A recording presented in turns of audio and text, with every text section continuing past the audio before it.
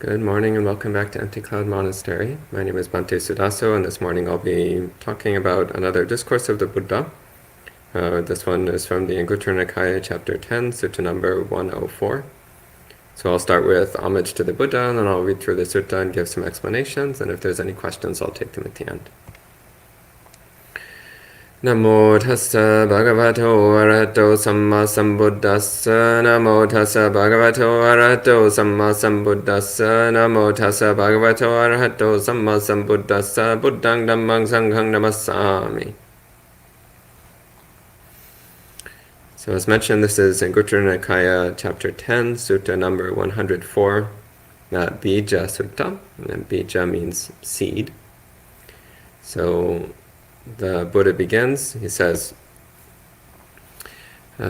mendicants, that's bhikkhus, monks, says, consider a person who has wrong view, wrong intention, wrong speech, wrong action, wrong livelihood, wrong effort, wrong mindfulness, wrong concentration, wrong knowledge, and wrong freedom. So that's the Noble Eightfold Path, with the addition of the two transcendent factors, which are jnana and vimutti, knowledge and liberation. But in this case, rather than the Noble Eightfold Path, it's the ignoble Eightfold Path, so the 8 wrong ways of practicing. So rather than right view, right intention, right speech, and so on, it's wrong view, wrong intention, and so on. Again, this is important because every now and then the Buddha talks about the counterpart to the Eightfold Path. So he talks about how it's possible to be practicing in an incorrect way. In fact, this is the majority of people in the world. The majority of people in the world are practicing incorrectly, in the sense that they're not following the Eightfold Path. So wrong view, actually one of the most prevalent wrong views in the spiritual world these days is the wrong view that there is no karma and no rebirth. So one of the central elements of right view is that there is in fact karma and rebirth. So karma meaning that there are consequences to every decision that we make. We will receive the consequences of our choices, whether in this life or in future lives. And rebirth, again, the idea that we have lived countless lives before this one, and odds are we are going to live countless lives after this one as well. So these are two of the central critical doctrinal concepts in Buddhism. Yet these days there's a pervasive wrong view that these Dharma teachings are incorrect, that there is in fact no karma, or that karma is limited.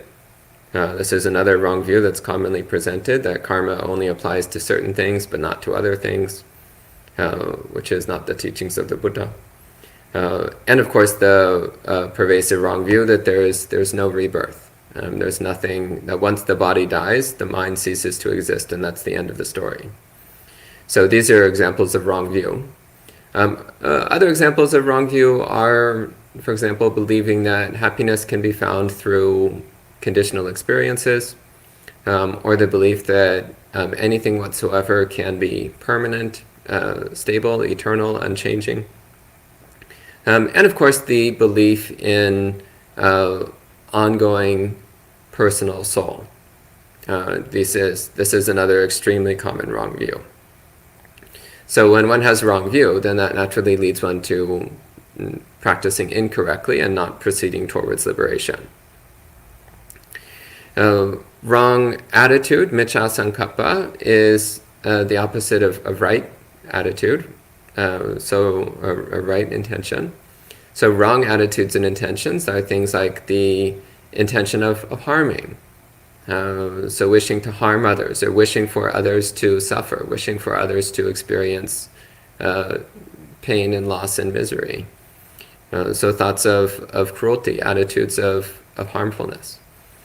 And of course the attitude of acquisition, of possessiveness, which is the opposite of right attitude. So right attitude is the attitude of renunciation, the desire to let go, the attitude of contentment with little, contentment with nothing even.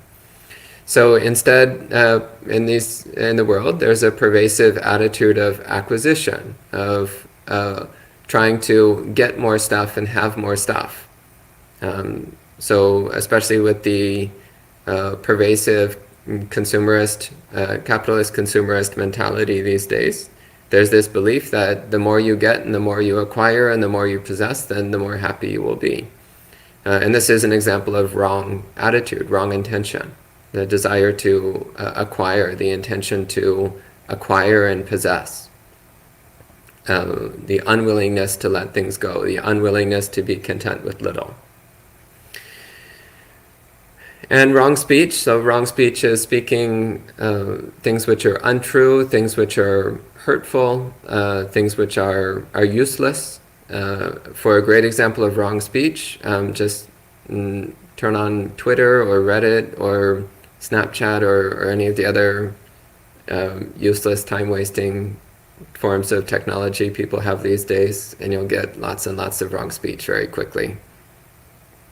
Wrong action are breaking the precepts, breaking the basic moral precepts of not killing, not stealing, not sexually abusing people, and so on. So wrong action is killing and stealing and sexual abuse and such. Wrong livelihood is any kind of livelihood which harms living beings, whether yourself or others. Wrong effort. So right effort is constantly trying to produce wholesome mind states and eliminate unwholesome mind states.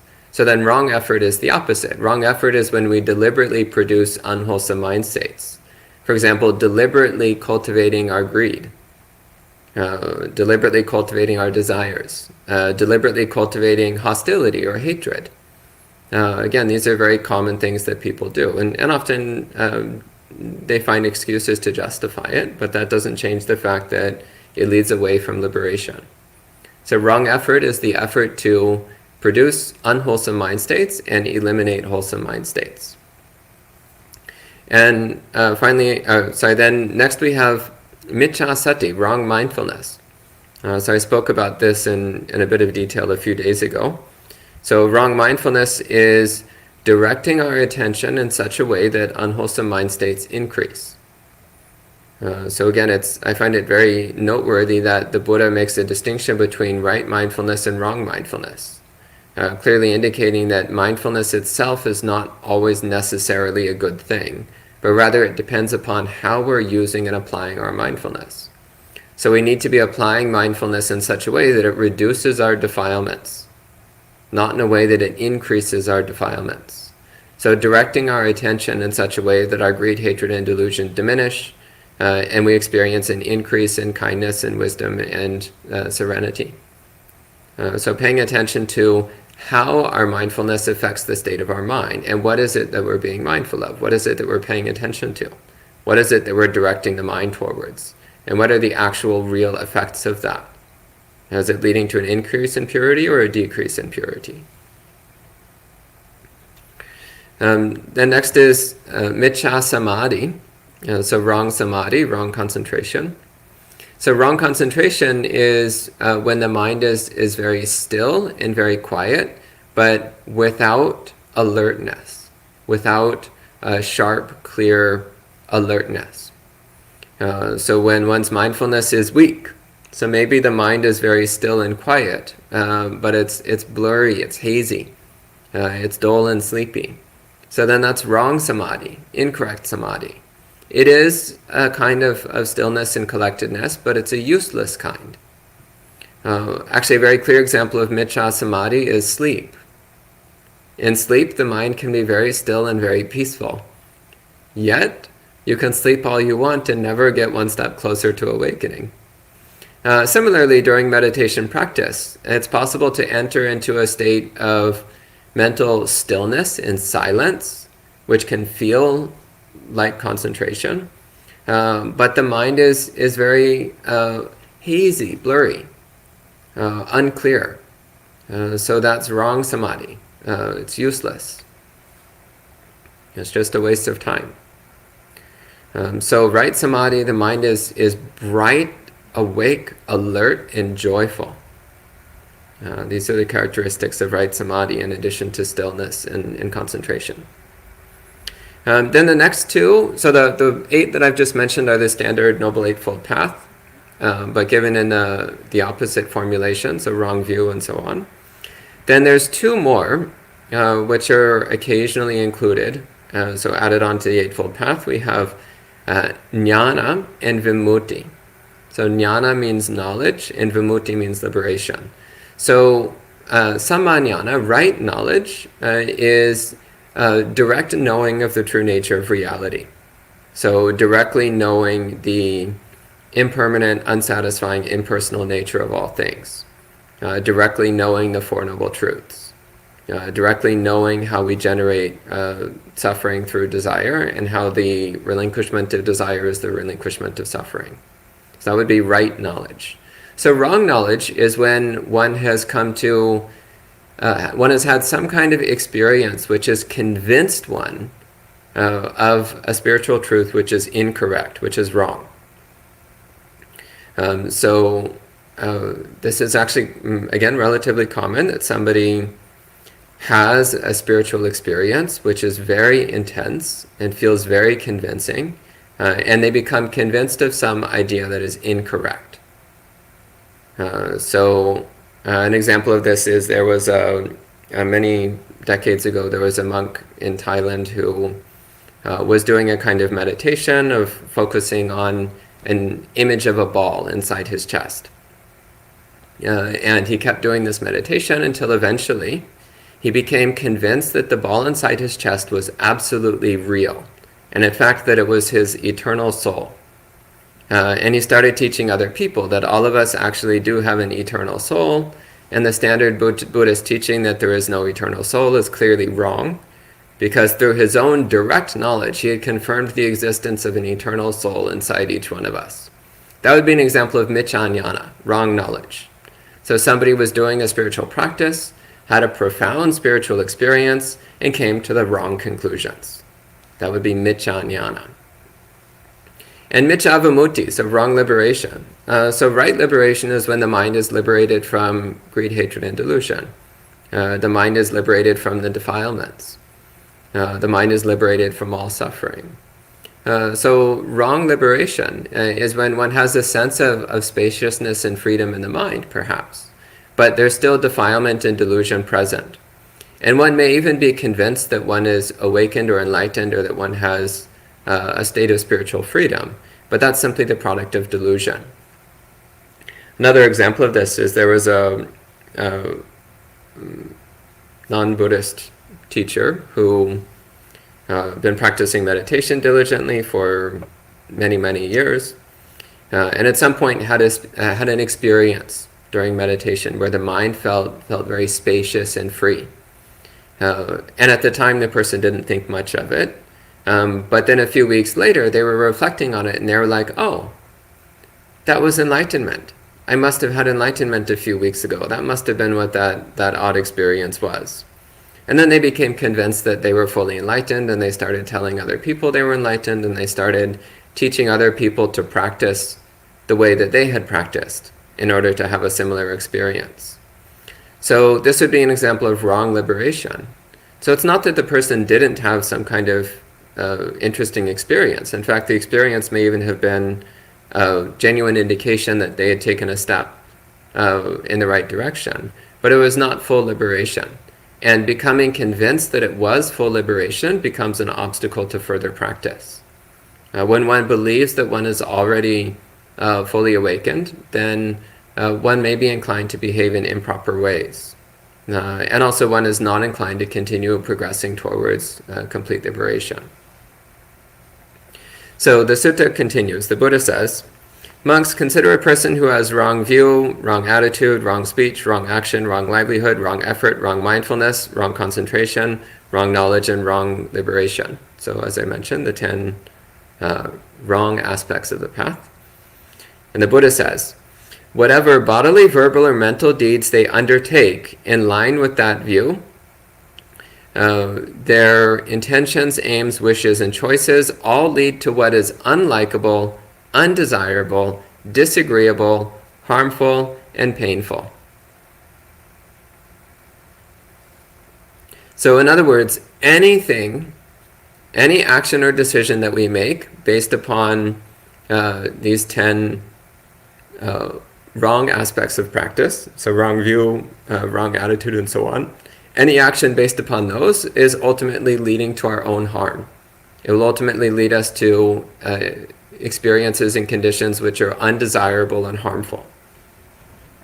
The Buddha says, why is that? He says, because their view is bad. Actually, bad is a very mild translation here. The Pali word is papa, and papa means evil. No etymological relationship to the word papa meaning father, by the way, total coincidence. Also in Italian, papa means pope, again, total coincidence. In Pali, papa means evil. So because of one's evil view, one's evil perspective, one's evil beliefs. Again, when we have any of these harmful ways of practicing or harmful attitudes towards practice, then it inevitably leads to us acting in ways which cause harm to ourselves and others. And the Buddha gives a metaphor, which is the metaphor that the sutta is named after. The Buddha says, suppose a seed of neem, angled gourd, or bitter gourd was planted in moist earth. So these are 3 plants which all have a very bitter, harsh flavor. So he says, whatever nutrients it takes up from the earth and water would lead to its bitter, acerbic, and unpleasant taste. Why is that? Because the seed is bad. So it's not that these plants themselves are inherently evil, of course, but the point is that they have a naturally bitter and unpleasant flavor. So in the same way, these 10 wrong aspects of practice have an inherently bitter, unpleasant, harmful character to them. So when we base our mind on these 10 things, then the result is inevitably harmful. Just like if you plant a seed for a bitter melon, and then you're surprised that you're not getting sweet apples, well, you shouldn't be surprised. You didn't plant the seed for sweet apples. You planted the seed for bitter gourd. So why would you expect otherwise? So the Buddha says, in the same way, a person who has wrong view, wrong attitude, wrong speech, action, livelihood, effort, mindfulness, concentration, knowledge, and freedom, whatever bodily, verbal, or mental deeds they undertake in line with that view, their intentions, aims, wishes, and choices all lead to what is unlikable, undesirable, disagreeable, harmful, and painful. And so as before. Then the Buddha gives the opposite, so the positive side of this.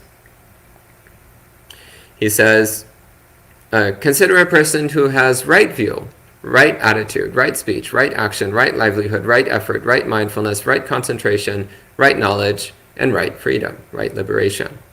So this is the more familiar Noble Eightfold Path, so right view and so on, with the addition of right knowledge and right liberation. And the Buddha continues, whatever bodily, verbal, or mental deeds they undertake in line with that view, their intentions, aims, wishes, and choices all lead to what is likable, desirable, agreeable, beneficial, and pleasant. Why is that? Because their view is good. Again, the word good here is the translation of baddha, and baddha more precisely means auspicious or lucky, fortuitous, that which leads to good luck, good experiences. And then he gives a metaphor again of seeds. He says, suppose a seed of sugar cane, sweet rice, or grape was planted in moist earth.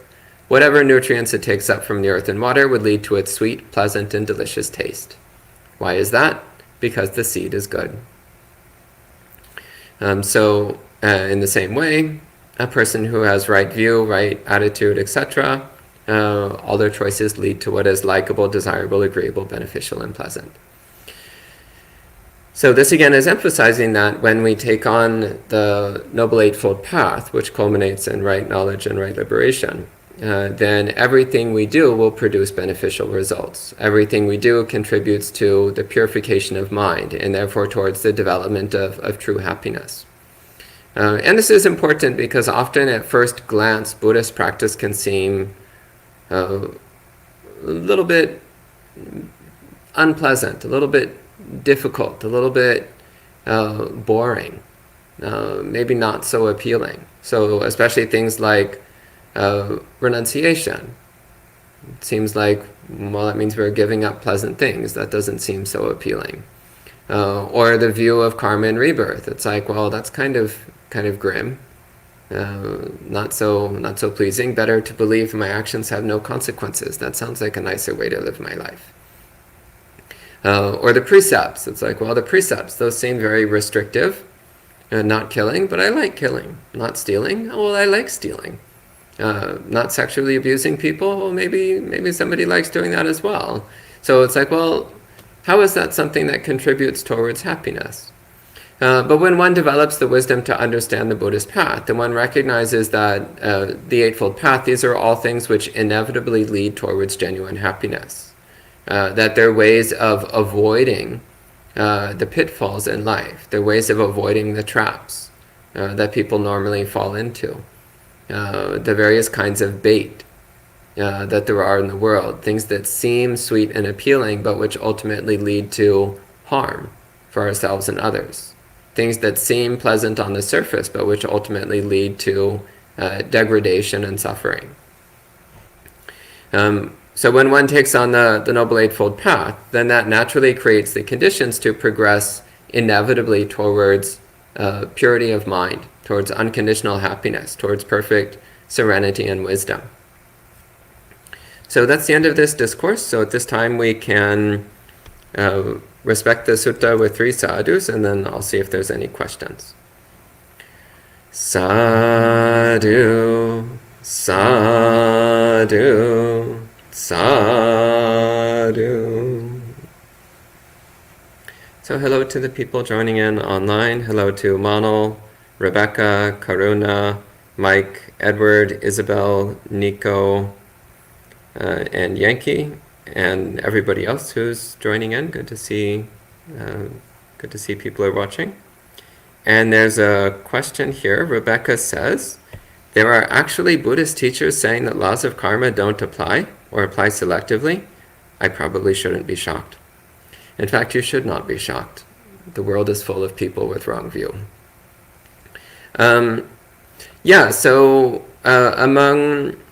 Buddhist monks, of course, I actually have yet to meet a Buddhist monk who doesn't believe. No, that's not true. I've met one. So I can only think of one Buddhist monk I've ever met who didn't believe in rebirth. So it's extremely rare. Normally Buddhist monks are upholders of the teachings of karma and rebirth. But there's quite a number of lay teachers who call themselves Buddhist and who teach that rebirth is not real and that karma is either also not real or that it only applies in a very limited, selective way. One could reasonably argue that somebody teaching that view is not Buddhist because it's rejecting one of the critical, central doctrines of Buddhism. So there are some fringe topics in Buddhist doctrine which are subjects of debate, but karma and rebirth are not among them. Rebirth in particular is an inescapable linchpin of Buddhist thought. So if somebody rejects that, then it's reasonable to say that they're not Buddhist. They might be inspired by Buddhism, but they're not Buddhist. As for karma being selectively applied, there is some debate, even among monks, there's some debate around this, mostly because of a couple of suttas in the Pali Canon which, if interpreted in a particular way, can lead one to believe that karma doesn't apply to certain things. But when taken within the context of the broader collection of suttas, it becomes clear that there's a context for what the Buddha is saying there, and it doesn't actually say that karma applies selectively. But rather he's talking about a distinction between direct consequence and indirect consequence. But indirect consequence is still a manifestation of karma. So again, that's an example of kind of a fringe debate around karma, to what extent, so the details of how karma works, but it's still coming from the place of everyone agreeing that karma is real, and our life is the product of karma. and all of our choices produce karma that shapes our future and so on. There's just some debate around the specific details of how that works out. But as far as, Buddhist teachers rejecting karma or saying that karma applies in only a very limited way, again, there's a few lay teachers who say these sorts of things. But again, one could argue that they're technically not Buddhist because of upholding such a strong wrong view.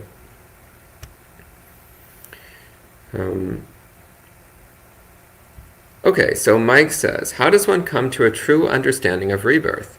Meaning an internalized understanding. I can easily and directly see karma in my life, but it's hard for me to directly see rebirth. So, one of the problems that we run into is that when we talk about rebirth, when we talk about birth and death in general, we're talking about something which is an abstract concept in the mind. So, what is your actual experience? What is your actual day-to-day, moment-to-moment experience? And it's the experience of a series of moments of consciousness linked together by cause and effect. Like, why are you experiencing what you're experiencing right now? It's because of choices you made earlier today, choices you made yesterday, choices you made last week, choices you made last year. So, for example, maybe you ate too much breakfast and now you have a stomach ache. So right now you're experiencing stomach ache. Why? Well, it's because of the choice you made earlier today. Or maybe the fact that you're watching a Buddhist YouTube instead of wasting your time on something else. Well, why is that? Well, it's a choice. It's because you've built up an appreciation for the Buddhist teachings and developed a tendency towards seeking out Dhamma programs rather than other things. So these are things that shape the mind. So this is already rebirth, observable on a moment-to-moment, day-to-day basis. A very clear example of this is actually when you wake up in the morning. Waking up in the morning is like being born. You're born into a body and mind. And it's like, well, what is this body and mind? And you start checking it out and seeing what's going on.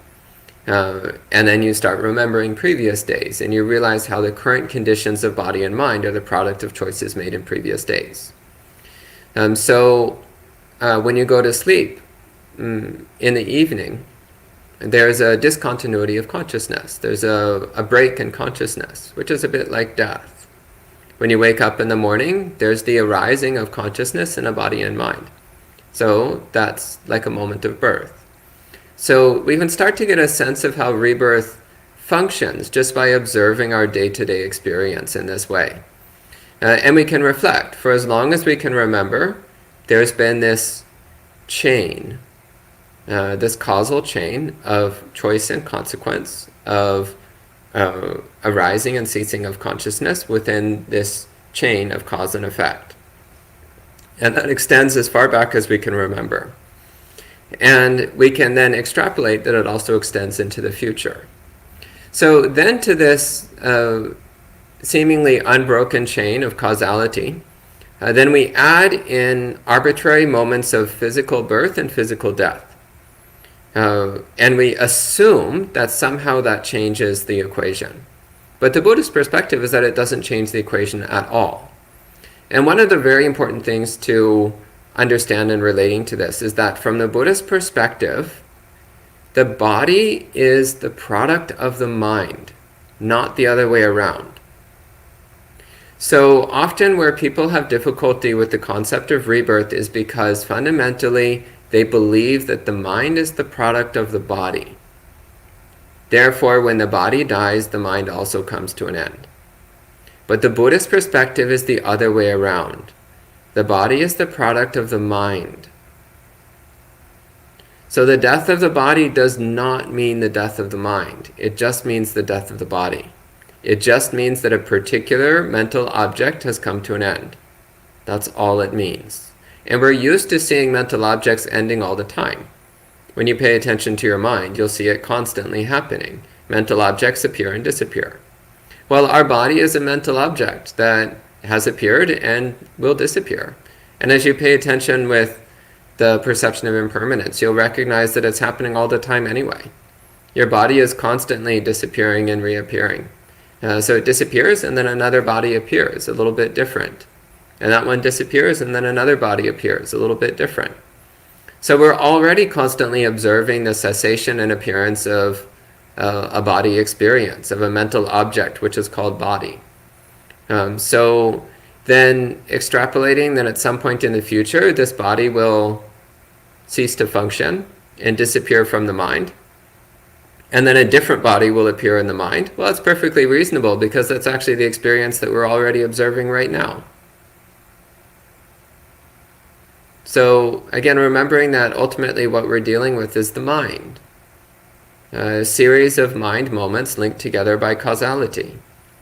And the appearance and disappearance of body experiences within those mind moments is perfectly normal and perfectly understandable, and it fits perfectly with everything that we can remember experiencing. So these are some ways that can help us to start to get some grasp on the rebirth process. And Nico says, could you elaborate on renunciation as practiced in the Eightfold Path? How does one engage doing it? How can I be released from craving? So renunciation, so in the Eightfold Path, it starts with the attitude, the willingness to, basically the willingness to be content with just what you already have. That's the first step. Be content with what you have. You don't need anything more. And then the next thing is to accept the reality that you're going to lose what you have as well. So first, be content with what you have. Second, be okay with losing what you have. So basically training the mind to be perfectly happy no matter what happens. No matter what you have or don't have. And one of the ways of training yourself in this is to start letting go of things from your life. So practicing generosity is actually a great way to do this, because you start looking at your possessions, and instead of asking yourself, how can I hold on to and preserve these things? Instead you ask, who could I give this to? So start looking at all your possessions, and for each one ask yourself, who could I give this to? How could I give this away? And then you're practicing both generosity and renunciation at the same time. Because in order to give something away, you have to let go of it. This is especially important for hoarders. People who have a tendency to hoard a lot of possessions. Well, that's great. That means you have a lot of opportunities to give gifts. So rather than trying to keep a bunch of stuff, instead you go and look at all your stuff and ask yourself, who can I give this to? How can I give this away? And start giving things away. Notice how bright and joyful it makes the mind when you let things go and give them away. Or look at habits you have. Maybe you have a habit of watching a particular show or some kind of entertainment or listening to a particular music, so some unnecessary sensual pleasure that you like to do on a regular basis. Well, cut down on that a little bit, or cut it out of your life. Maybe you always watch a particular show from 5 to 6. Well, just today, don't. Once a week, just don't do it. Or even just stop doing it entirely. Just cut it out of your life. So renunciation, in the beginning, it's often helpful to train the mind in small ways. So look for small things in your life that you can cut out or eliminate. Small, unnecessary indulgences that you can cut out for short or long periods of time. So a great example of this is a monk I know who he started with the determination that he was not going to eat any desserts for a week. A small thing, no desserts for a week. And he did that for a week, and he was like, oh, that was pretty good. I liked that. It was a nice experience of contentment. He noticed his mind was already a little bit lighter and freer from having renounced sweets for a week. And then he decided to do it again. And again, and again. And then he started extending the time. A month with no sweets. A year with no sweets. I think now he's actually made a lifelong determination that he's not eating desserts ever again. Which, for him, that's a really big deal. That was a really big accomplishment. So in this way, you can start with small renunciations and gradually build up to bigger ones.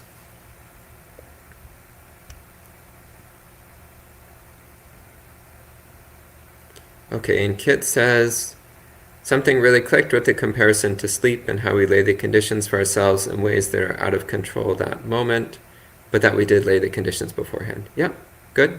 Yeah, glad that that helped. And that's the last question online. Anything from the residents here? No? Okay, so we can go ahead and conclude the session at this time with 3 more sadhus. Sadhu, sadhu, sadhu. And we'll see you all next time.